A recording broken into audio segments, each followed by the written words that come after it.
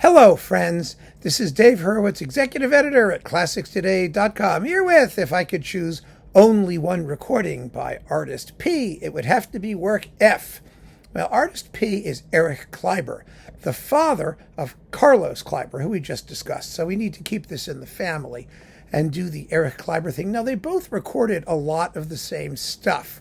The son was very much a conductor in the image of his dad. For many, his dad was still the better of the two.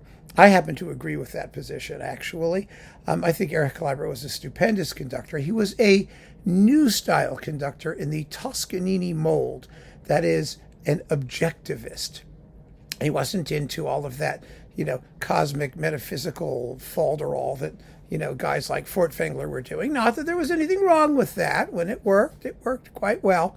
But Kleiber was a guy who believed in rigorous rehearsal and accuracy and rhythm and a certain amount of a general transparency of texture that was really quite captivating. He was a splendid Beethoven conductor, as was his son, actually. And, he really was at his best in the Viennese classics, which was his meat and potatoes stuff.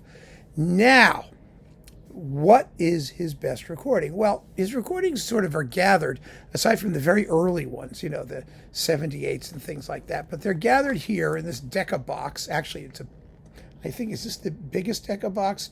There were a few Decca boxes. I have them all over the place. There were so many Erich Kleiber boxes that came out one after the other. But this has most of his stuff. This is the Decca recordings, so I think they're all here. There were some other things on some other labels, but we have two versions of the Eroica Symphony by Beethoven.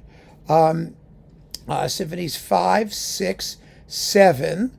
The ninth. And then by Weber, his first symphony.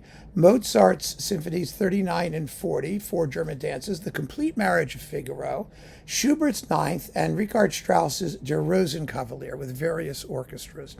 And if I had to choose only one to appease the evil god Cancrozans, who of course wants to destroy all of classical music, but for one work per composer or one recording per artist, I would pick, and this was a tough one, it was a toss-up between The Marriage of Figaro and Der Rosenkavalier.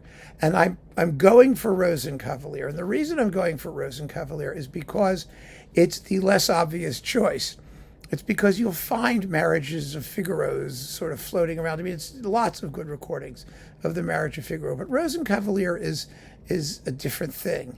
This was recorded in 1954, right around the same time as the Carillon Rosenkavalier for EMI. It was just a little bit later. And so, you have these sort of competing Rosenkavaliers. And this one, I think, is particularly noteworthy because it gives us, hang on a second, let me fix this. There we go. It gives us really an excellent idea of a Viennese ensemble cast in the period, really the ideal Viennese ensemble cast, only a few years after the death of the composer.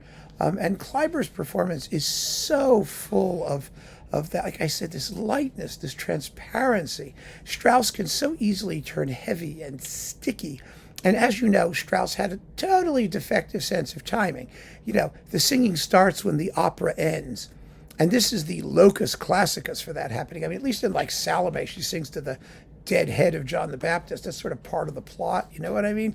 But here, you've got that whole third act where all this nasty business is going on and Baron Ochs is being shamed and treated badly. And it's supposed to be very funny because the German idea of humor is like torture. And it's like Till Eulenspiegel's Merry Hanging and Trial. Ha, ha, ha. I always say, Strauss's idea of humor, it's kind of like gross slapstick. And is it funny? Well, yes, it is in a way, but in a physical kind of way. But then all that goes away. And then, the Marschallin and Sophie and Octavian, who are all female, all pop out and they just start singing and singing and singing. And it's gorgeous. And you never want it to end. Then you wish it would end. And Kleiber really integrates that so beautifully into the overall flow of the performance. It's the logical outcome of all of the insanity that's going on before. So let's look at the cast, shall we? The cast is superb here. We have as the Marshal Maria Reining. Baron Ochs is Ludwig Weber. He was like a classic Baron Ochsy guy. Octavian is Shana Urinach. Oh, she was amazing. Funny Nall is Alfred Pohl. Sophie is Hilda Guden. Let's see, is there anyone else we care about? Well, let's see, the Italian tenor. Who's the Italian tenor? Can you even tell us who the Italian tenor is? The Marschall's Major Domo, a singer, Anton der Motta. There we go. And, they're really, Hildy Russell Maidon is Ania, whatever her name is. Walter Berry is a police sergeant, the young Walter Berry. Really just a beautiful, beautiful cast. And the Vienna Philharmonic, and everybody's having a great time, and so will we. And so will the evil god Kankrazans, which is really the point. I just think that, Kleiber made his reputation in the opera house. He did the premiere of Wozzeck, for example. He was a wonderful leader in the pit. He was able to forge coherent ensemble values. It seems, we'd only have a limited opportunity to hear what he achieved, but he really did achieve something special.